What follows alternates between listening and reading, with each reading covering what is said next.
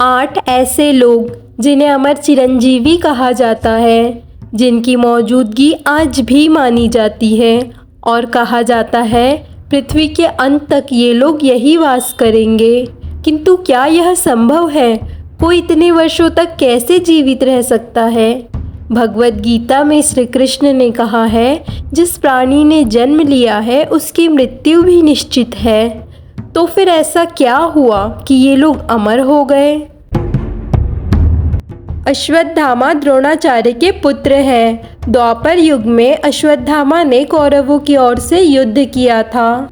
महाभारत के युद्ध के दौरान अपने पिता द्रोणाचार्य के वध का बदला लेने के लिए अश्वत्थामा ने अनीति का सहारा लिया था। उन्होंने रात्रि में पांडवों के सोते हुए पुत्रों का वध कर दिया था। श्री कृष्ण ने क्रोधित होकर अश्वत्थामा को श्राप दिया था कि वह सदैव अमर रहेंगे। दुनिया के अंत तक वो अपने घावों से लथपथ शरीर को लेकर भटकते रहेंगे और उनके घावों से सदैव खून निकलता रहेगा। माना जाता है इस श्राप के कारण आज भी अश्वत्थामा पृथ्वी पर भटक रहे हैं। राजा बलि भगवान विष्णु के परम भक्त प्रहलाद के वंशज हैं। राजा बलि को अपने बल और पराक्रम से देवताओं को हराकर समस्त लोकों पर कब्जा करने के लिए जाना जाता है। एक बार सभी देवता उनसे मुक्ति पाने के लिए भगवान विष्णु के पास पहुँचे। तब विष्णु जी ने वामन अवतार धारण करके राजा बलि से भिक्षा में 3 पग भूमि मांगी।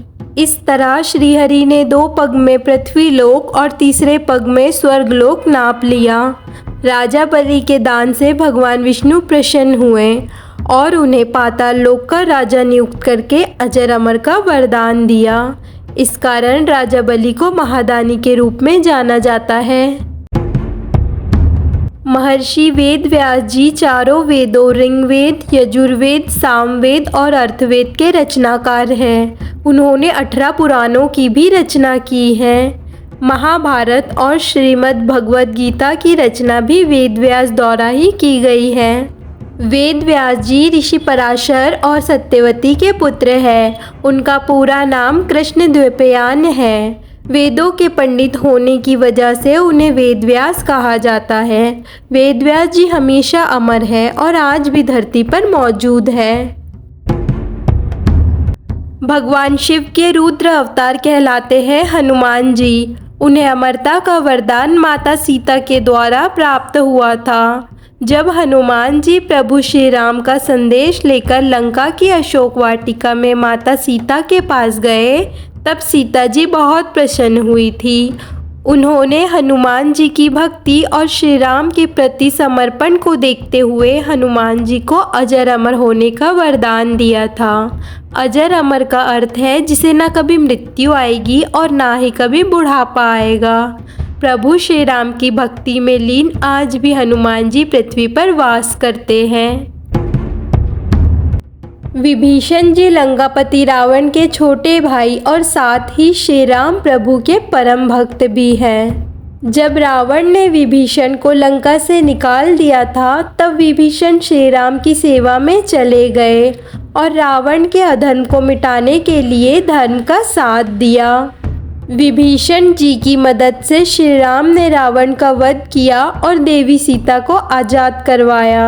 रावण के वध के बाद प्रभु श्री राम ने विभीषण जी को लंका सौंप दी और उन्हें अमरता का वरदान भी दिया था।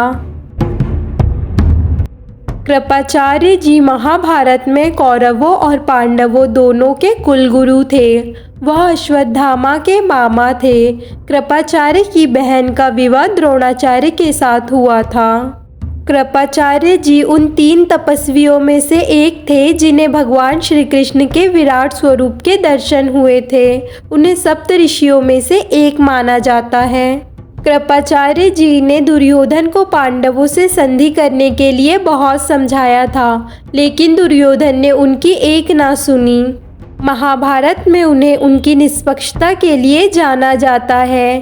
कृपाचार्य जी को ऐसे ही सुकर्मों और उनके परम तप के लिए अमरता का वरदान प्राप्त हुआ। परशुराम जी भगवान विष्णु के 10 अवतारों में से 6वें अवतार हैं। उनके पिता ऋषि जमदग्नि और माता रेणुका थी। परशुराम जी का प्रारंभिक नाम राम है। राम के तप से प्रसन्न होकर भगवान शिव ने उन्हें अमरता का वरदान दिया था और साथ ही एक फरसा यानी परशु प्रदान किया, जिसे वो हमेशा अपने साथ रखते हैं, जिस कारण उनका नाम राम से परशुराम पड़ गया। परशुराम जी का उल्लेख महाभारत और रामायण दोनों ग्रंथों में मिलता है। ऋषि मार्कंडेय भगवान शिव के बहुत बड़े भक्त थे। उन्होंने शिव जी के अत्यंत शक्तिशाली महामृत्युंजय मंत्र की रचना की थी और तप करके भगवान शिव को प्रसन्न किया था। ऋषि मार्कंडेय अल्पायु लेकर जन्मे थे, लेकिन यमराज से उनके प्राणों की रक्षा करने के लिए स्वयं भगवान शिव अवतरित हुए। साथ ही महादेव ने मार्कंडेय ऋषि को अमरता का वरदान भी दिया था। तो ये थी ऐसे 8 अमर चिरंजीवियों की कहानी जिन्हें आज भी पृथ्वी पर मौजूद माना जाता है। अगर आपको वीडियो अच्छी लगे तो लाइक, सब्सक्राइब और शेयर ज़रूर कीजिए। Thank you for watching.